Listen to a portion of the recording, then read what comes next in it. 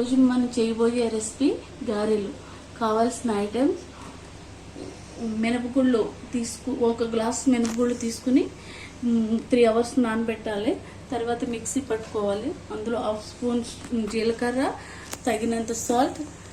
అందరూ ఈజీగా చేయాలని ఒక చిన్న టెక్నిక్ ఉపయోగించి మీరు ఈ గారెని చాలా ఈజీగా సులువుగా చేయొచ్చు.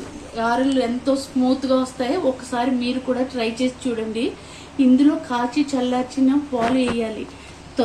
చాలా అంటే గారెల పిండి మనం ఎలా తయారు చేసుకుంటాం అందులో వాటర్ యూజ్ చేయకుండా అలా అందులో కొద్దిగా ఎంత సరిపోతుందో అంత పాలు వేయాలి.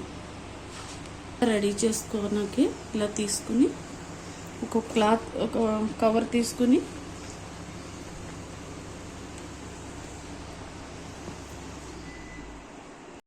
కవర్ తీసుకుని దాని మీద ఇలా రోల్ చేసుకుని ఇలా వడకించేసుకుని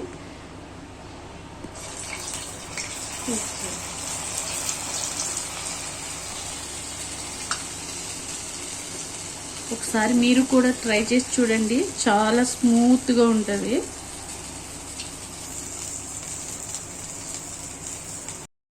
గారెలు రెడీ అయిపోయినాయి. ఎట్లా అయిపోయినాయో చూడండి. ఎంత స్మూత్గా ఉంటుంది. తింటే చాలా బాగుంటుంది. మీరు కూడా ట్రై చేసి చూడండి. నాకు కామెంట్స్ తెలపండి.